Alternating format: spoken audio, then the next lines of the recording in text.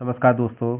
आज हम भारत के जो पड़ोसी देश हैं उनके साथ भारत की जो सीमाओं का निर्धारण होता है, सीमाओं के जो नाम है उसका अध्ययन करेंगे। सबसे पहले हम देखते हैं ये भारत का मानचित्र है। इसमें सबसे पहला अफ़गानिस्तान है, दूसरा पाकिस्तान है, तीसरा इधर ही चीन और नीचे तिब्बत। अब पूरा चीन का नियंत्रण हो गया है।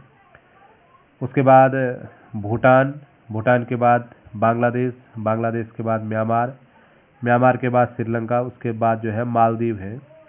ये भारत के प्रमुख पड़ोसी देश हैं।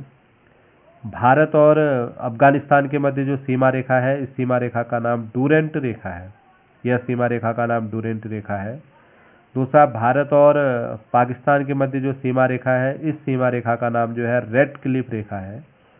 रेड क्लिफ रेखा का निर्धारण वर्ष 1947 में भारत विभाजन के समय जो है ब्रिटिश अधिकारी रेड क्लिफ द्वारा किया गया था, इसलिए इस रेखा का नाम रेड क्लिफ रेखा के नाम से जाना जाता है।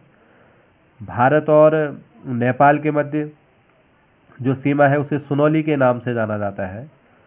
और भारत और भूटान के मध्य सीमा रेखा का निर्धारण किसी नाम से तय नहीं है। भारत और चीन के मध्य जो है मैकमोहन रेखा है। यह 1914 में तत्कालीन ब्रिटिश भारत की जो सरकार थी उसके मध्य और तिब्बत सरकार के मध्य शिमला समझौता के तहत 1914 में निर्धारण की गई थी। यह मैकमोहन रेखा केवल इस अरुणाचल प्रदेश वाले भाग में जो है भारत का जो चीन से हिस्सा लगता है इस स्थान पर है। इधर चीन से लगने वाली रेखा को हम मैकमोहन रेखा नहीं कहेंगे। तो यहाँ पर जो भारत और अरुणाचल में भारत का चीन से लगने वाली सीमा रेखा, इसे हम मैकमोहन रेखा के नाम से जानते हैं। म्यांमार के साथ जो भारत की सीमा का नाम है उस सीमा का नाम है इंडो बर्मा बॉर्डर। 1643 किलोमीटर लंबी जो है भारत की सीमा म्यांमार से लगती है।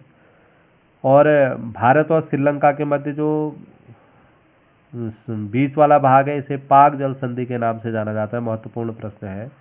जल संधि का मतलब होता है समुद्र का वह संकरा भाग जो दो बड़े भूभागों को आपस में जोड़ने का काम करता है, उसे जल संधि कहते हैं।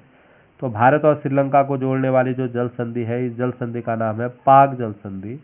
तो महत्वपूर्ण हो गए भारत और अफगानिस्तान के मध्य डूरेंट, भारत और पाकिस्तान के मध्य रेड क्लिफ, भारत और चीन के मध्य मैकमोहन, भारत और नेपाल के मध्य सुनौली, भारत और म्यांमार के मध्य इंडो बर्मा बॉर्डर और भारत और श्रीलंका के मध्य पाक जल संधि। इसमें से तीन बड़े महत्वपूर्ण है, डूरेंट रेखा, रेड क्लिफ रेखा और मैकमोहन रेखा। ये पाक जल संधि भी कई बार प्रश्न पूछा जाता है। एक भारत का जो सबसे लंबी तट रेखा वाला राज्य है, उस तट रेखा वाला राज्य, भारत का सबसे लंबी तट रेखा वाला राज्य गुजरात है।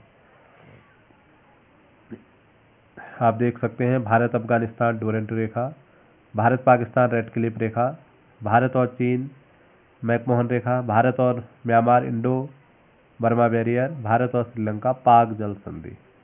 धन्यवाद।